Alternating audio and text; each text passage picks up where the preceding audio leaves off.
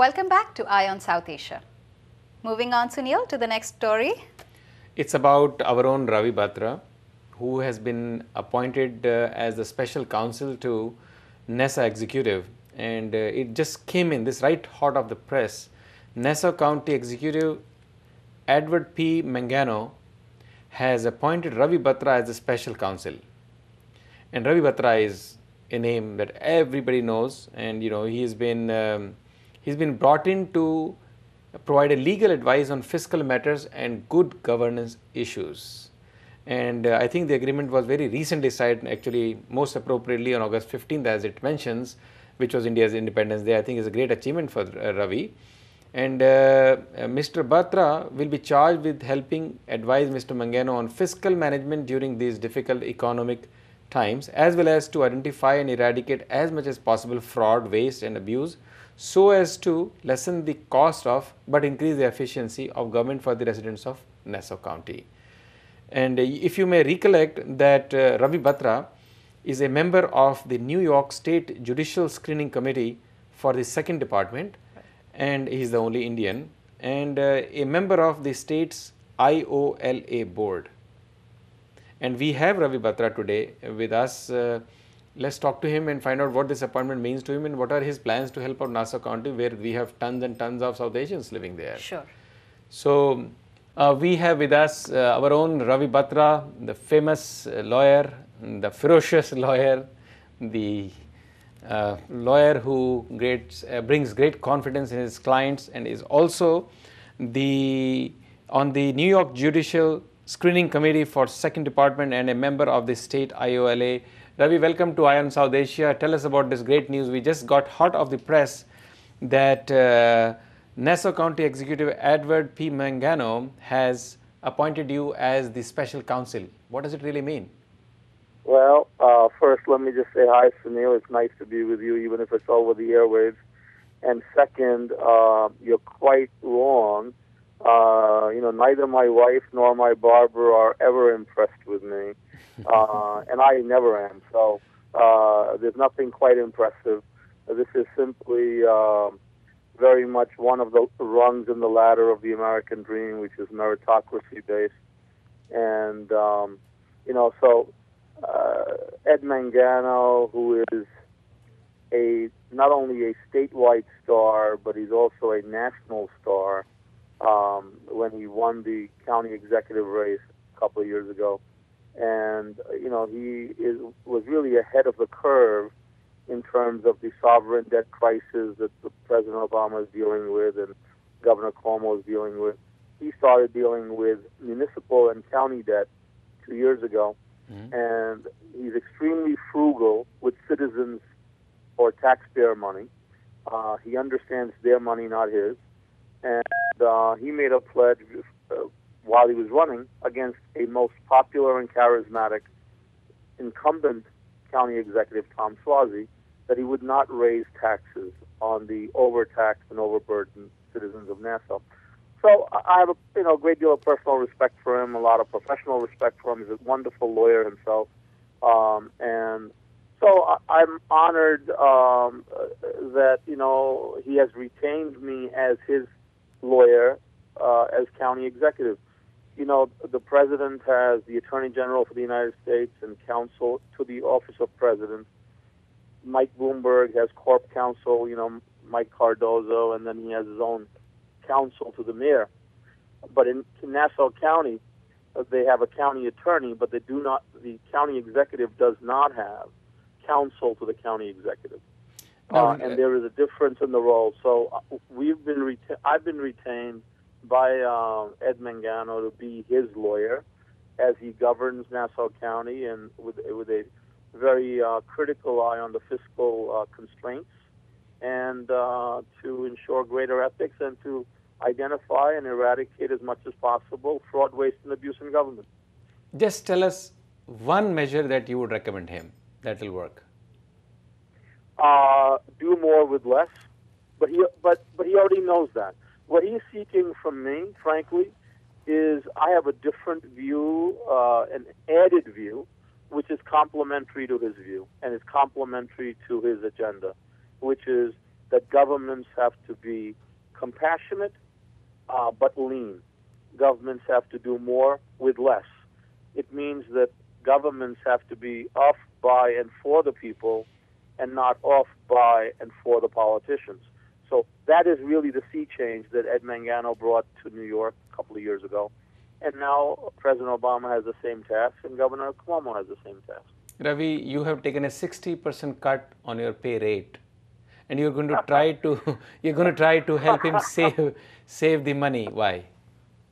Well, because we all have to give back, and who better to give back to than somebody you enjoy being with, and you appreciate and respect their standing in society and their vision for society. But I did request of him that, given my 60% hourly cut from 1,000 to 400, that he would use me sparingly, because it's much more efficient use of my time to address systemic changes in governance, which can be done at a wholesale level, rather than doing fraud, waste, and abuse at a retail level, which sort of is manicuring, if you will, a particular fact of a particular mess. Of course, if it's needed, it'll get done. But the best and highest use of my time would be to address systemic changes, which benefit the overburdened citizens of Nassau, and to see at least if not a drop, a real drop inflation-wise by not having increases in the tax burden. Thank you very much for coming on this show, Ravi. And Nassau County has almost, they say, 1 million South Asians living there who will otherwise also benefit from your presence, even though you are on the mainstream included.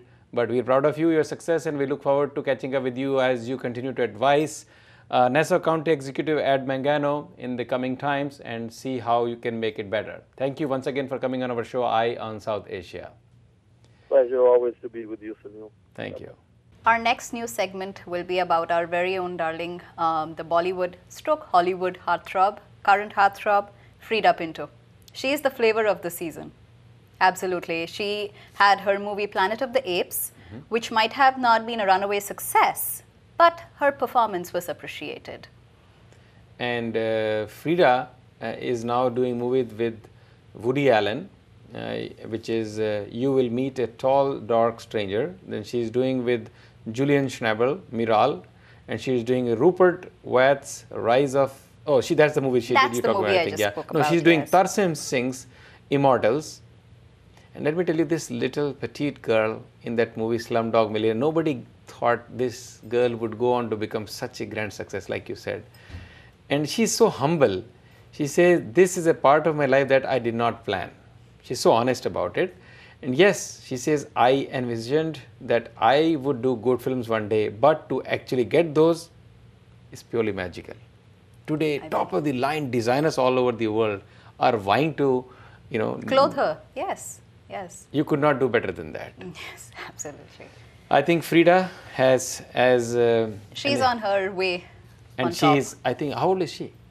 She is extremely young, 24. Yeah, 24. Yes, so she is young, and what endears her even more to me is that she's from my hometown, Bombay, and she remains true to her roots, because once she lands in Bombay, she says, I see the chaos, I see the commotion around me, and I feel that I'm back home. Wow. So that's a sentiment that I'm sure will be echoed by many living over here. Well, this movie has done a wonderful, many of them, Anil Kapoor's of the world, A.R. Rahman's, and obviously Danny Boyle, who probably must have another one, Slumdog Millionaire 2, which should not shock us if he does and chooses to do that. Good luck to all of them, and especially to Freida. Absolutely. The television in this country, Nitya, has really taken this part of the world by storm. We have close to 5 million South Asians in US, and we have about 1.5 million in Canada. And we had just one TV channel, and then obviously we had our own favorite ITV, and then came in the TV Asia, and then the weekend shows. In 1998, ZTV was launched. Right. And nobody gave it a chance that it will be a successful channel, because it was all Hindi, from India, all about the same soap operas. And obviously at that time the standards were not as good.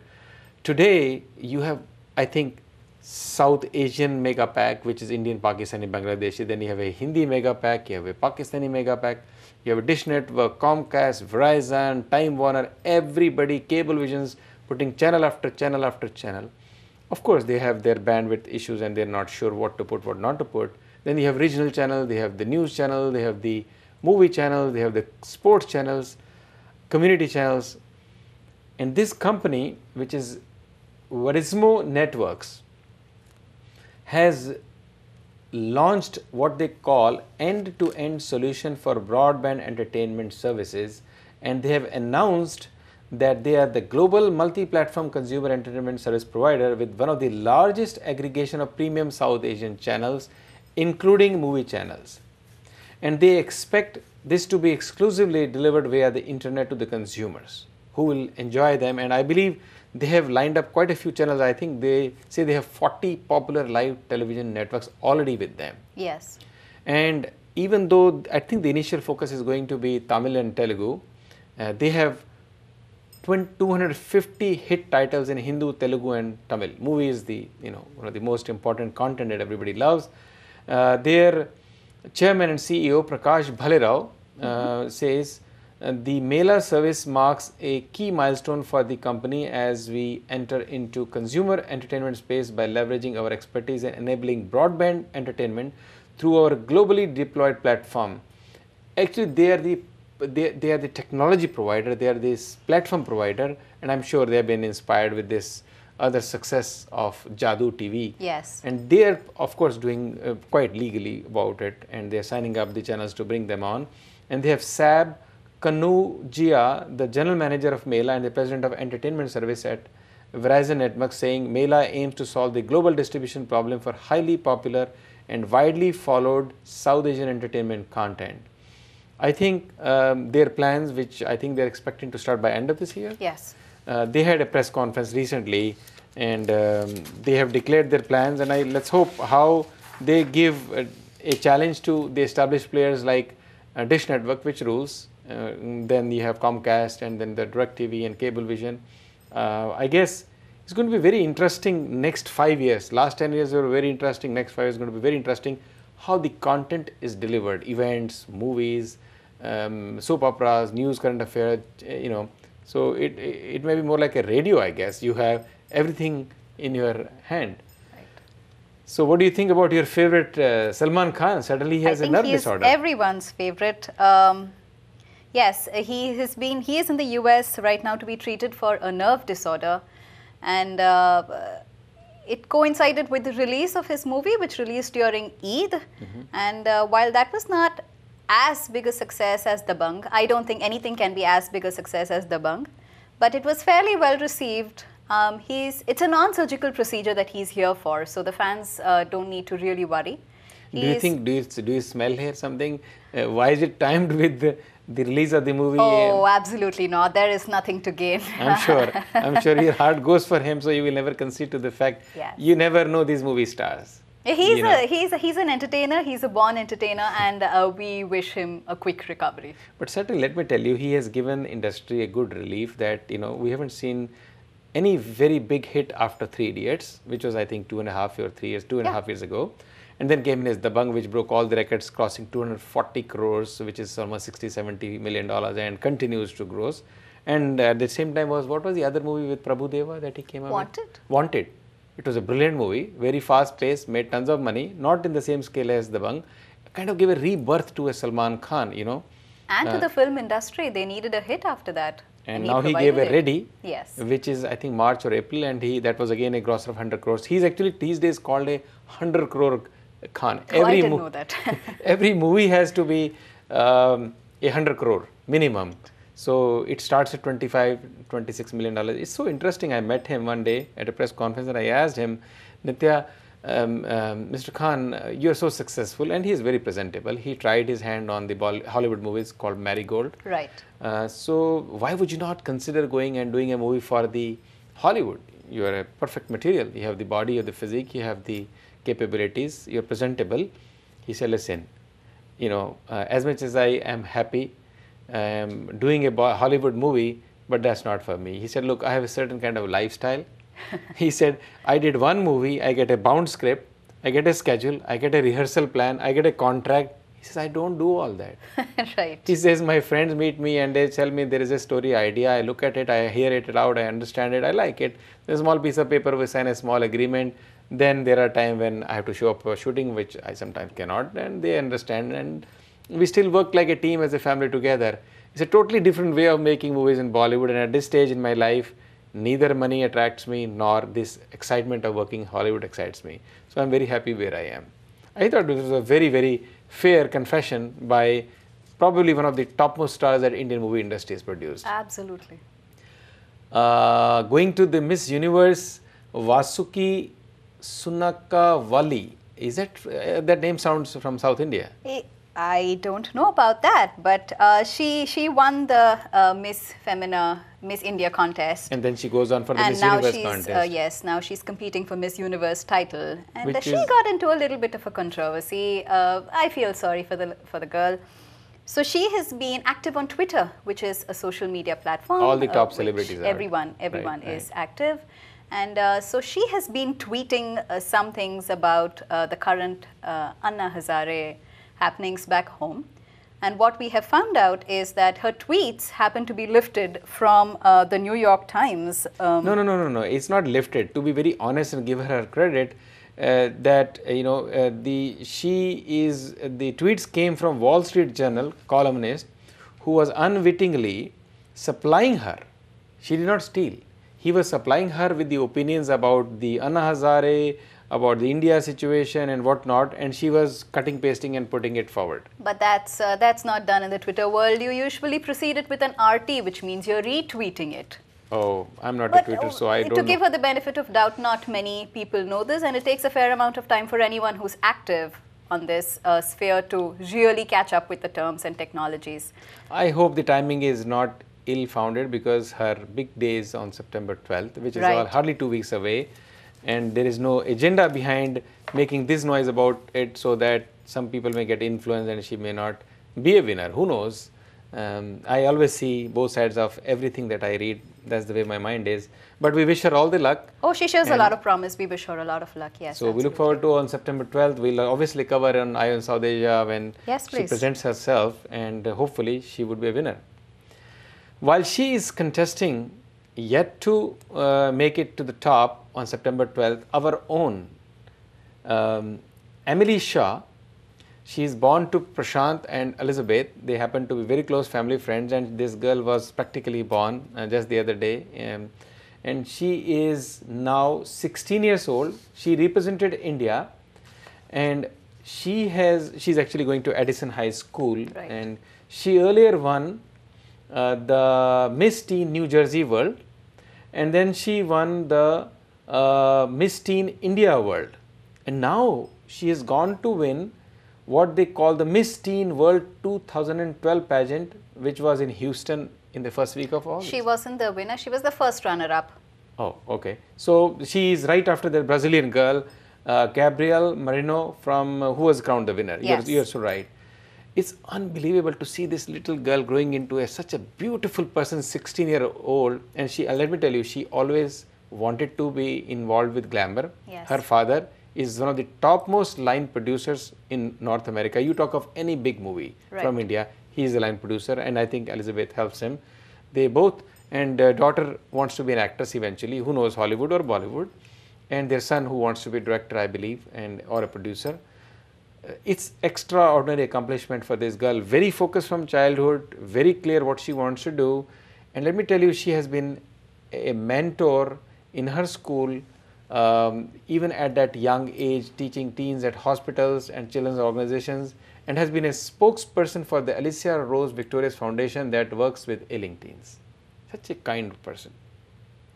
So I guess that brings the last story, and I think it was a challenging start to the week, but it with the Irene, and now with the end, our own little Shah winning Yes. the pageant, and you coming on to this show, hopefully we should do well, and we have a great weekend to look forward to. Absolutely. And that brings us to the end of this show. We will be back next week. Please come back and watch us on the TV and on Facebook and YouTube as well. Eye on South Asia and have a great weekend.